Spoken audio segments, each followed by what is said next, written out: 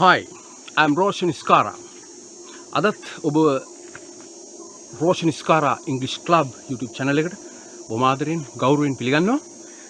ඉතින් අද වීඩියෝ එකෙන් මම කතා කරන්න බලාපොරොත්තු වෙන්නේ තවත් වැදගත් වචන දෙකක් ගැන. ඒ කියන්නේ කතාවේදී ඒ වගේම ලියනකොට මේ හැම වැඩක්ම කරනකොට ඉංග්‍රීසියෙන් අවශ්‍යම කරන වචන දෙකක්. ඒ තමයි every කියන වචනය, ඒ වගේම each. every, each. මේ වචන දෙක අපි සාමාන්‍යයෙන් නාමපද මුල පාවිච්චි කරනවා. හැබැයි every කියන එකත් each කියන එකත් හැම නිතරම ඒක වචනයි.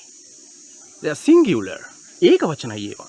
ඒ කියන්නේ every එකත් each එකත් අපි නාමයක් යොදවනවා නම් එයා අනිවාර්යෙන්ම ඒක වචන විය යුතුයි. බලන්න උදාහරණයක්. every අපි අහලා තියෙන නිතර අහලා තියෙන වචනයක් every day. මේ day කියන්නේ දවස. ඒක වචන නාමපදයක්. day දවස. every day. every කියන එකේ තේරුම හැම කියන අර්ථය. every day හැමදාම. ඒක අපි දන්නවා. නිතර පාවිච්චි කරලා තියෙනවා. every day but not every days. every days කියලා හැම නෙවෙයි. days කියන බහුවචනේ පාවිච්චි කරන්න බෑ. every day. මේ වචනය මේ every day කියන සැකස්ම ඒක වචනයි. right. every man. හැම මිනිහම. not every man. every man. හැම මිනිහම. it's singular. every man comes. හැම මිනිහම එනවා. comes. come කියන්නේ එනවා. බලන්න come එක බහුවචන රූපය. බහුවචන කර්තෘපද සමග අපි come කියන බහුවචන ක්‍රියාව සකස් කරගන්නවා. හැබැයි කර්තෘ ඒකවචන වෙනකොට අපි come කියන ක්‍රියාවේ ඒකවචන ස්වරූපයේ comes කියන ඒකවචන ස්වරූපය අපි එතන පාවිච්චි කරනවා. බලන්න. එතකොට every man it's singular. The subject is singular. Every man. So the verb is comes singular form. Every man comes. හැම මිනිහම එනවා. every හැම everyත් එක්ක අග ඔබ අනිවාර්යෙන්ම ඒකවචන නාමයක් පාවිච්චි කළ යුතුයි. right.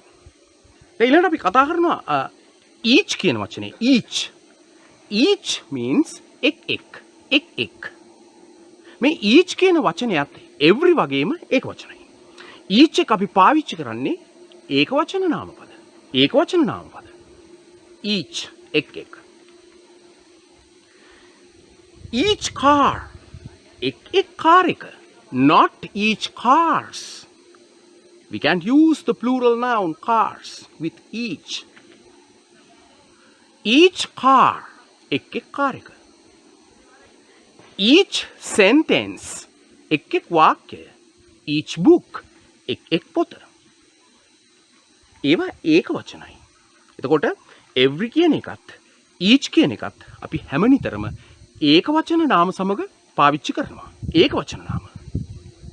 එතකොට each every කියන දෙන්නත් එක්ක සකස් වෙනවා. අපි දැන් කියමු each man එක් මිනිහා. එහෙම නැත්නම් every man හැම මිනිහම. each man කියන එක හෝ every man කියන එක හෝ මේ දෙක එක වචනයි.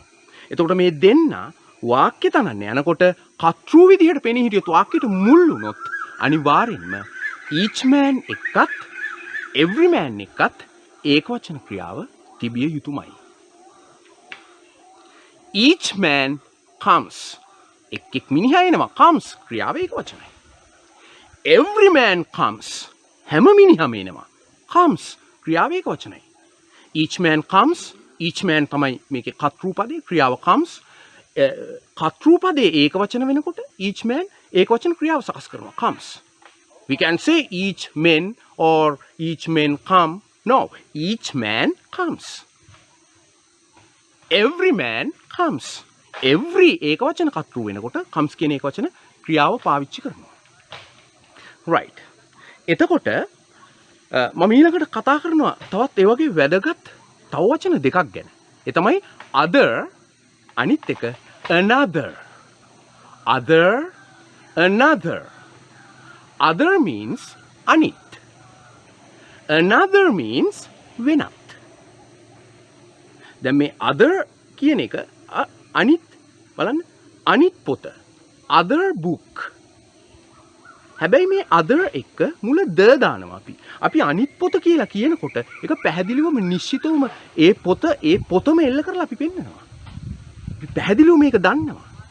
නිශ්චිතයි. ඒක නිසා ද දානවා. The other book. But other begins with a vowel sound. I need that book. මට අර පොත ඕන. This one මේ පොතද? නෑ no the other one නෑ අනිත් එක the other one right එතකොට other කිව්වේ අනිත් අපි ඊයත් එක සාමාන්‍යයෙන් ද පාවිච්චි කරනවා අනිත් කියලා පැහැදිලිව කෙනෙක් පෙන්වන්න නිසා another කියන තැනට එනකොට another කියන එකේ තේරුම වෙනත් බලන්න another book අපි මේ මුලට දානවා බලන්න another පටන් ගන්නවා it begins with a vowel sound so we have to use an දාන්න යනකොට another කියන එක vowel sound එකකින් පටන් ගන්න නිසා අපිට an පාවිච්චි කරනවා and another book වෙනින් පොතක් no I need another book මට ඕන වෙනින් පොතක් not that one ඒක නෙවෙයි another වෙනින් and another one වෙනින් එකක් the other one අනිත් එක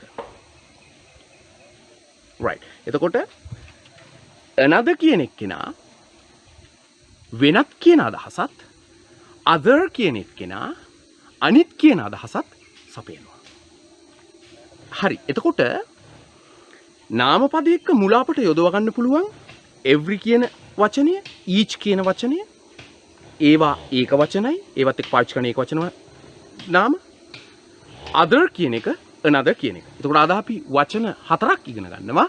නාමපද සමග යොදවන්න පුළුවන්. හොඳට පුරුදු වෙන්න, නිතරම කියලා පුරුදු වෙන්න, මහන්සි වෙන්න, පුළුවන් කියලාම හිතන්න. මට ඉංග්‍රීසි කතා කරන්න පුළුවන්. මම ඉංග්‍රීසි කතා කරනවා මම කියන ගැම්ම ගන්න. ස්වභාවිකව කියන්න පුළුවන් වෙන ගන්නට මේ වචන හොඳට හුරු පුරුදු තත්ත්වයටපත් වෙන ගන්නට කියලාම පුරුදු වෙන්න, කතා කරලම පුරුදු වෙන්න, ප්‍රායෝගිකවම පුරුදු වෙන්න. මොකද ඉංග්‍රීසි කියන්නේ ඉගෙනගෙන කතා කරන එකක් නෙවෙයි, කතා කරලා ඉගෙන ගන්න එකක්.